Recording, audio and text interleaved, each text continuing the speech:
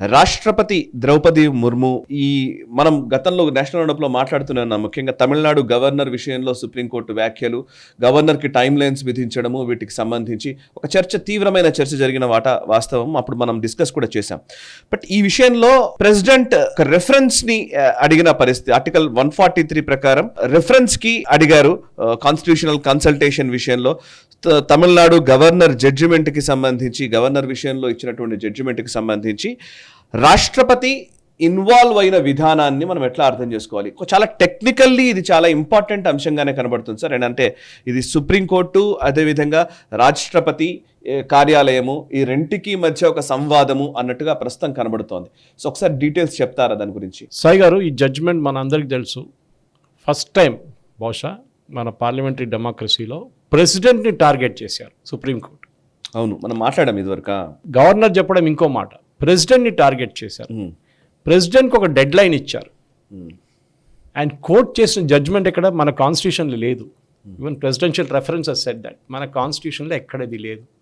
లేనప్పుడు ఎట్లా మాకు చెప్తారంటే, మీరు ఆ జడ్జ్మెంట్ వెళ్ళి చదివితే will be shocked. Justice Pardiwala has quoted from Pakistani constitution. Pakistan కాన్స్టిట్యూషన్లో ఇట్లా ఒక ప్రొవిజన్ ఉందండి.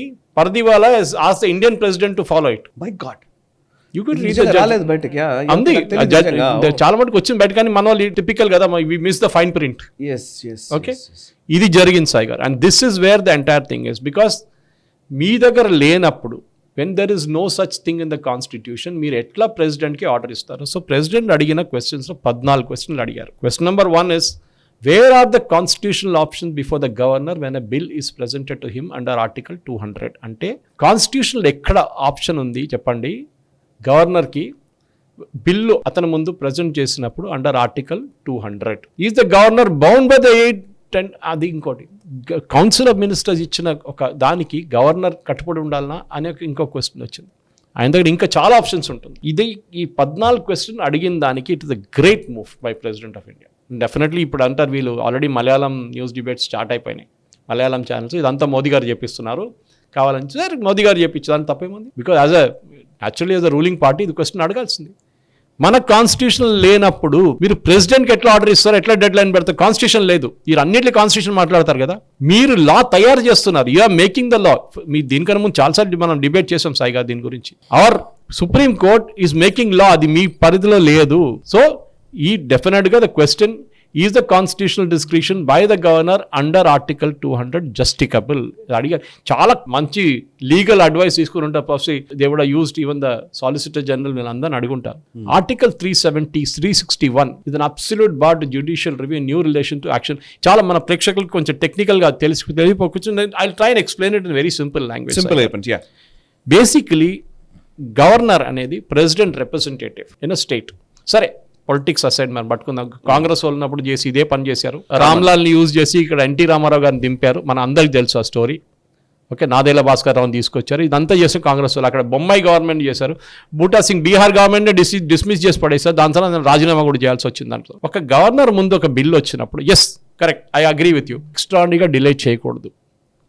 ఏదో 2 నెలలు 3 నెలలు, ఎందుకంటే చాలా ఒకసారి ఇంపార్టెంట్ బిల్ ఉండొచ్చు. కానీ ఒక్కొక్కసారి constitutional, for example vice chancellor ఒక బిల్లు తమిళనాడు గవర్నమెంట్ అదే ఉండే, ఇంకోటి బిల్లు ఇంకొక కేసు సుప్రీంకోర్టులో నడుస్తుంది, కేరళ గవర్నమెంట్ సేమ్ కేసు. ఆలోచించారు, ఆ కేసు ముట్టలేదు. ఆ ముట్టకుండా దీని మీద K K Venugopal advocate for Kerala government చెప్పారు, ఇది మీరు జడ్జ్మెంట్ ఇచ్చారు కదా Pardiwala, same judgment we also want. But then chief justice he said no, a new bench will look into done, పక్కన పెట్టారు దాన్ని. So question is simple. మీరు ఒక రాష్ట్రపతికి, మిమ్మల్ని నిన్న స్వేరింగ్ ఇన్ చేసిన రాష్ట్రపతికి మీరు క్వశ్చన్ అడుగుతున్నారు, యూ డూ ఇట్, మీకు డెడ్ లైన్ ఇస్తున్నాను, లేకుంటే కోర్టుకు వచ్చేస్తుంది మళ్ళీ అని చెప్పి. Who are supreme court to do this? Constitution ఎక్కడ ఉంది ఇది అని అడుగుతున్నారు ప్రెసిడెంట్, అంతే, ఇంకేం లేదు. అది చాలా 14 క్వశ్చన్లు అడిగినప్పుడు అది టెక్నికాలిటీ చాలా ఉంటుంది, ఎందుకంటే సుప్రీంకోర్టులో మనం నార్మల్ లేమన్ లాంగ్వేజ్ అడగలేము.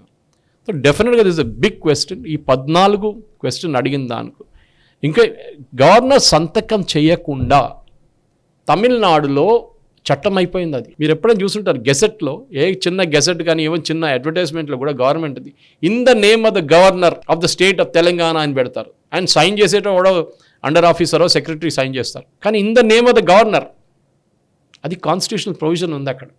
అది ఉన్నప్పుడు గవర్నర్ సంతకం లేకుండానే సుప్రీంకోర్టు ఎట్లా చెప్తారు చట్టం అయిపోయిందని?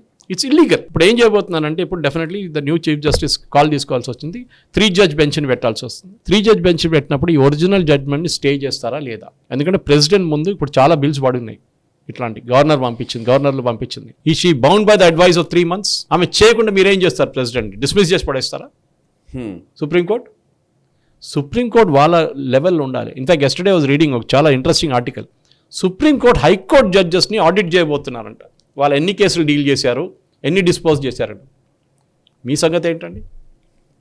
Why don't you do audit of all supreme court judges? మీరు వచ్చినప్పుడు కేసులు ఉండే, మీరు ఎన్ని కేసులు డీల్ చేశారు, మీరు ఎన్ని హాలిడేలు తీసుకున్నారు, మీరు ఎన్ని లీవ్లు తీసుకున్నారు, మీరు ఎన్ని కొత్త కేసులు తీసుకున్నారు, ఎన్ని కొత్త కేసులు రాత్రి 7 గంటలకు తీసుకున్నారు, రాత్రి 12 గంటలకు తీసుకున్నారు. స్టేట్ లెజిస్లేటర్స్ తీస్తా సెటిల్ వాడికి భరతనాట్యం కాన్సర్ట్లో కూర్చున్న చీఫ్ జస్టిస్ బయటకు వచ్చి sitting as an audience member in Bharatanatyam concert బయటకు వచ్చి హాలిడే రోజు కొత్త బెంచ్ని సెటప్ చేశారు తీస్తా సెటిల్ వాడి కోసం సాయంత్రం 8 గంటలకి. ఎక్కడ జరగలేదు ఇది. ఏ సిటిజన్కి అథారిటీ లేదు. యసీన్ మాలిక్ ఇచ్చారులే, అదొక ఇంకోటి. టెర్రరిస్ట్కి ఇట్లాంటి వాళ్ళకి ఇస్తారు. ఇప్పుడు దాని మీద సిబిఐ ఎంక్వైరీ కావాలని చెప్పి ప్రెసిడెంట్కి ఒక పెటిషన్ వెళ్ళింది. ఎస్, జరగాల్సిందే. We want to know how it was done.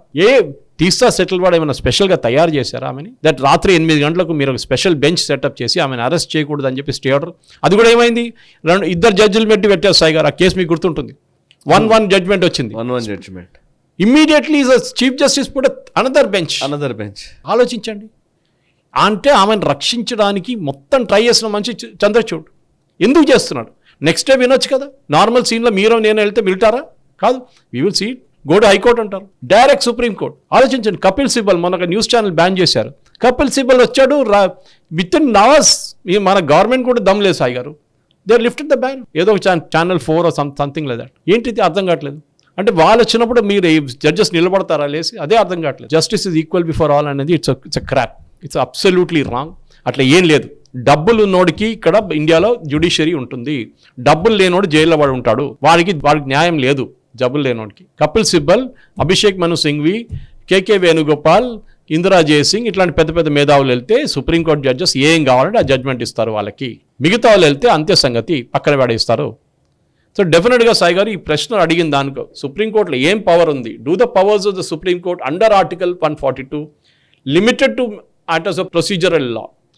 ఎందుకంటే మీరు లేని చట్టాన్ని తీసుకొని, పాకిస్తాన్ చట్టం తీసుకొని మీరు భారతదేశ రాష్ట్రపతి దగ్గర చెప్తున్నారు you have to follow that law. అంటే మన పాకిస్తానా భారతదేశమా సాయి గారు? మనం ఇదే అర్థం కావట్లేదు. ఈ వీడియో మీకు నచ్చినట్టయితే లైక్ చేయండి, 10 మందికి షేర్ చేయండి. అలాగే కామెంట్ల రూపంలో మీ అభిప్రాయాలను మాతో పంచుకోండి. Nationalist hub group of channels ను సబ్స్క్రైబ్ చేసుకుని తెలుగునాట జాతీయవాద జర్నలిజాన్ని ప్రోత్సహించండి. ఈ వీడియో కింద ఉన్న బెల్ ఐకాన్ పై క్లిక్ చేయడం మర్చిపోవద్దు.